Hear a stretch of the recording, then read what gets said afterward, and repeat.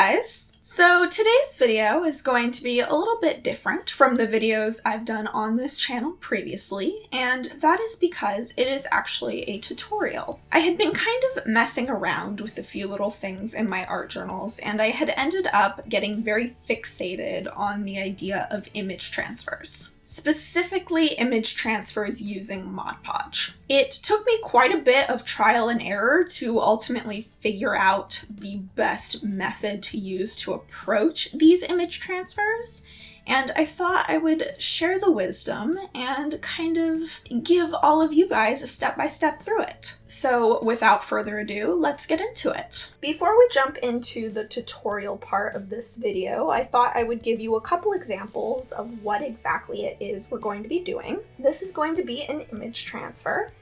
And here is one example of where I took some little silhouettes of birds and transferred them on top of a pre-existing page. Here are a couple of image transfers I did where I scanned in this page before I added the crosses, printed it out, and then transferred it twice. And this was really my attempt at figuring out how image transfers worked. True to form, I probably started with one of the most difficult images to transfer, and when I did a fairly simple black and white line art transfer, it worked a lot better. But I just liked the way that this image looked and I wanted to try it. But essentially this video is intended to give you the tips and tricks so that you don't have to go through the same trial and error that I did. This is the spread I'm going to be using for my image transfer. I just took some acrylic paints, Craft Smart brand in Ocean Breeze and Orchid,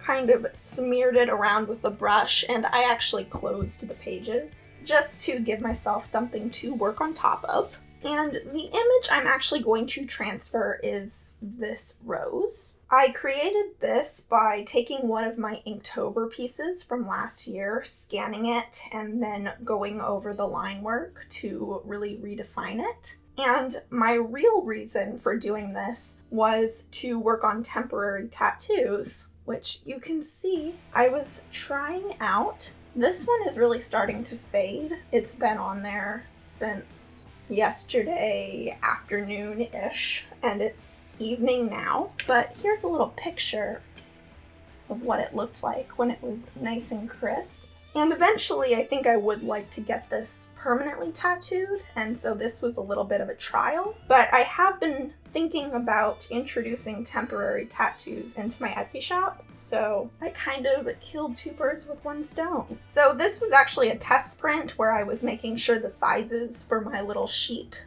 was accurate and what I wanted it to be. So I had this left over and I thought I might as well do an image transfer with it since it was already reversed. And that is something to keep in mind about image transfers. If your image is not already reversed, it will become reversed when you transfer it. In many cases, I don't care. In these examples here, with both this one and these ones, I did not pre-flip my images. I simply allowed them to flip on their own. However, if there is a specific way that you want your image to appear, make sure that you flip it in the opposite direction. And this is simply a laser print. So I'm going to cut this out.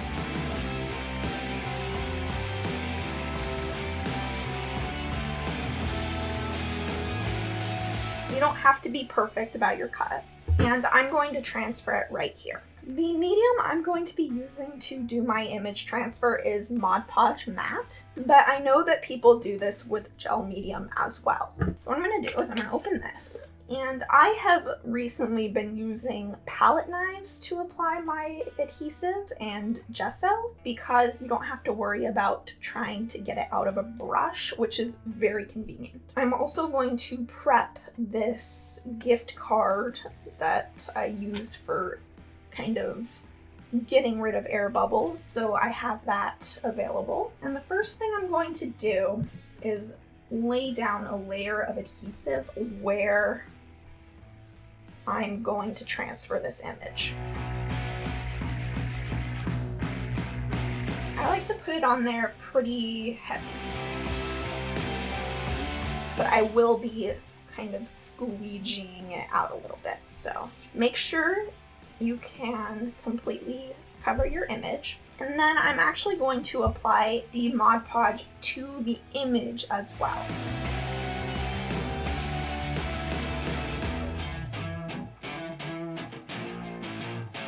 And we're going to place this image side down into our journal.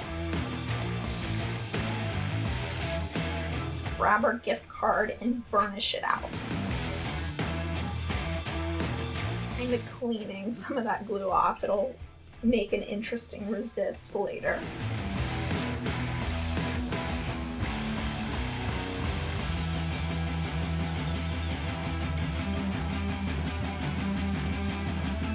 And now that I have this down, I'm going to let it dry completely. This is where patience really does come in handy.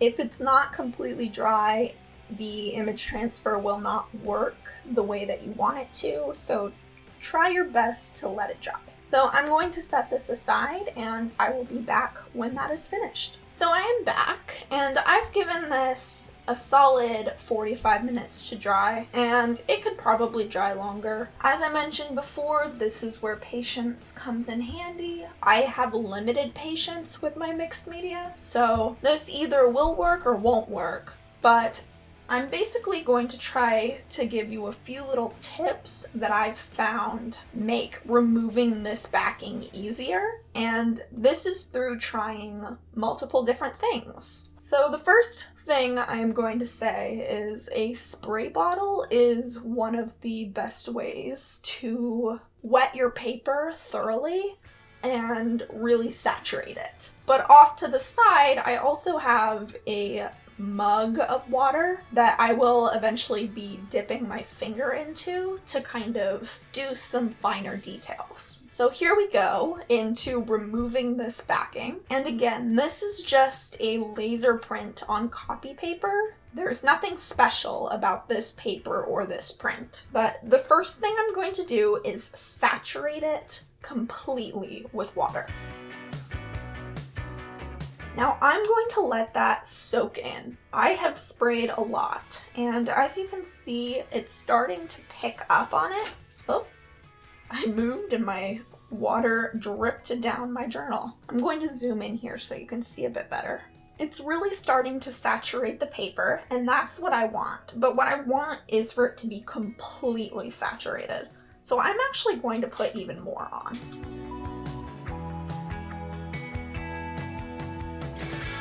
I'm going to take this and kind of mop up some of the water that are in other areas of my journal. I don't really need it to be over the acrylic paint. Now it's really starting to saturate here, and the thing that I've found makes this better is if I wait. The first time I tried this, I tried to remove the backing way too soon, and ultimately I ended up pulling a lot more of my image up than I wanted. However, if you kind of give it a second to dry again after completely saturating it, it seems to work better. I'm gonna actually spray even more on. What I'm really trying to do is be able to see the image through the backing of this paper. And I can see it in some areas. So I'm just gonna let this dry a little bit. Not completely, just partially. Now, the next tip I have is instead of trying to remove the paper forward and backward, try to do little circles. I've found that this allows me to have a much more delicate touch, and that seems to help prevent pulling the image up with the paper. So I'm just gonna start doing very light little circles. And you'll feel the paper start to pill. And that's good, that's what you want.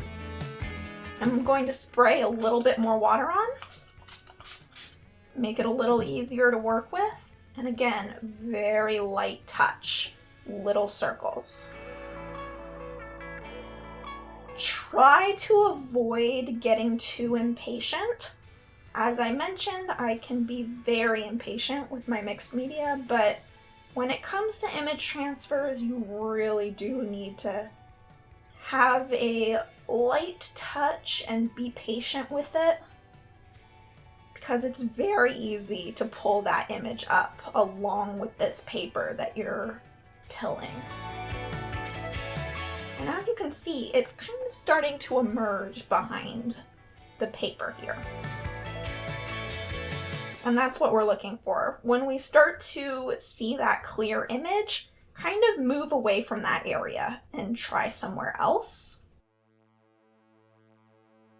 Every now and again, I'll kind of clear it off onto my background paper. And if I feel like it's starting to get too dry, which unfortunately you might have to try a couple of times to figure out what too dry is, but you can spray it again.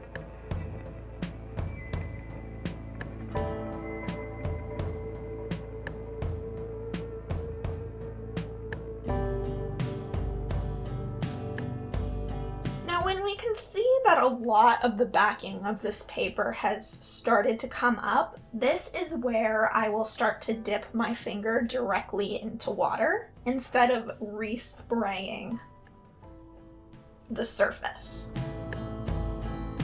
Again, it's all about that kind of gentle touch, and I find that wetting your finger directly tends to help with that. And as you can see, I got a little too rough and pulled a couple of areas away, but carry on and try to be gentle. And there goes the rest of it. However, I will say, I think that is part of the charm of image transfers. Instead of a stamped image, which can sometimes be kind of perfect, an image transfer is almost by definition, at least when I'm the one doing it, going to have some broken spots. And that imperfection is kind of a part of my style. I feel like even if I managed somehow to do a completely quote-unquote perfect image transfer, I might purposefully mess it up a little bit.